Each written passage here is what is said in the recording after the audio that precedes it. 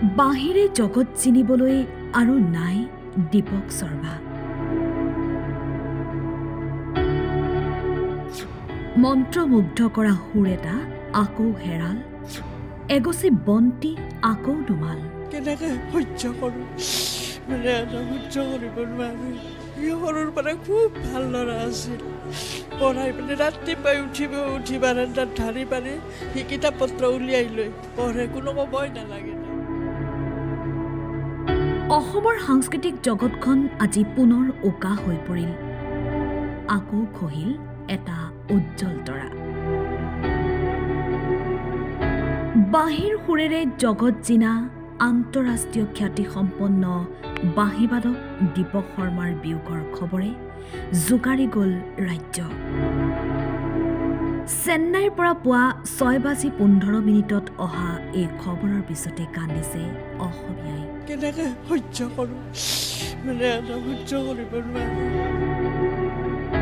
দীৰ্ঘদিন ধৰি যকৃতৰ জটিল ৰোগত আক্ৰান্ত হৈ আছিল বাঁহীবাদকগৰাকী। কেইবাবাৰো চিকিৎসাধীন হ'বলগীয়াও হৈছিল। শেহতীয়াকৈ গুৱাহাটীৰ এখন ব্যক্তিগত চিকিৎসালয়ত চিকিৎসাধীন হৈ থকা দীপক শৰ্মাক উন্নত চিকিৎসাৰ বাবে চেন্নাইৰ ৰেলা হস্পিটেললৈ প্ৰেৰণ কৰা হৈছিল। কিন্তু দুৰ্ভাগ্য অসমবাসীৰ, মৃত্যুৰে যুঁজি নিয়তিৰ ওচৰত হাৰ মানিলে দীপক শৰ্মাই। সৰুৰে পৰাই বাঁহী ভাল পোৱা দীপক শৰ্মাৰ বিয়োগৰ খবৰত ম্ৰিয়মান দীপক শৰ্মাৰ ঘনিষ্ঠ আত্মীয়ই সৰুকালৰ কথা মনত পেলাই উচপি উঠিছে। সৰুৰ পৰা সি মানে বাঁহীটো ভাল পাইছিল চবতে। সি কয় কি যে বাঁহীটো বজালে কৃষ্ণৰ বাঁহী, গতিকে মই বাঁহীয়ে বজাম। এই বাঁহীটো বজালে মোৰ মুখখন চবেই দেখা পাব, সেইকাৰণে কৃষ্ণৰ বাঁহীটোৱে মই ল'ম।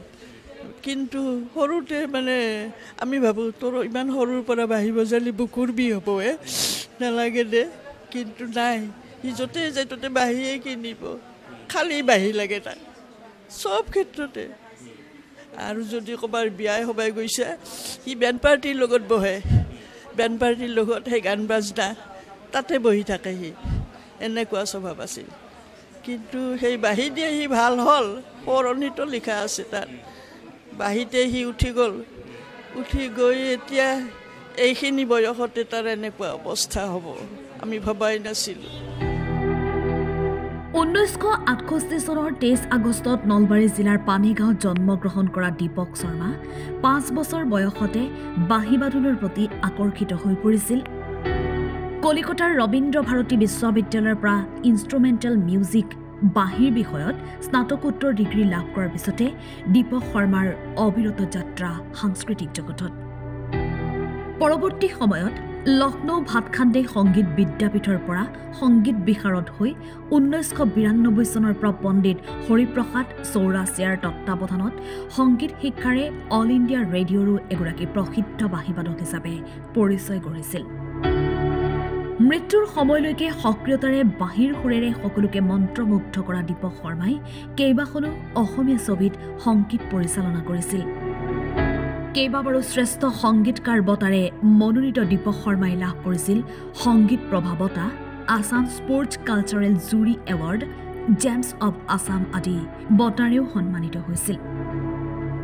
এইগৰাকী বাঁহীবাদকে চেন্নাইত 57 বছৰ বয়সত শেষ নিশ্বাস ত্যাগ কৰে। মৃত্যুৰ সময়ত ইহ সংসাৰত এৰি থৈ গৈছে পত্নী পুত্ৰৰ লগতে অজস্ৰ গুণমুগ্ধ। আন্তঃৰাষ্ট্ৰীয় খ্যাতিসম্পন্ন বাঁহীবাদক দীপক শৰ্মাৰ মৃত্যু অসমৰ সাংস্কৃতিক জগতৰ অপূৰণীয় ক্ষতি। আন্তঃৰাষ্ট্ৰীয় খ্যাতিসম্পন্ন এগৰাকী বাঁহীবাদক দীপক শৰ্মাৰ বিয়োগত ৰাজ্যৰ মুখ্যমন্ত্ৰী ডক্টৰ হিমন্ত বিশ্ব শৰ্মায়ো শোক প্ৰকাশ কৰিছে। News desk report, time 8।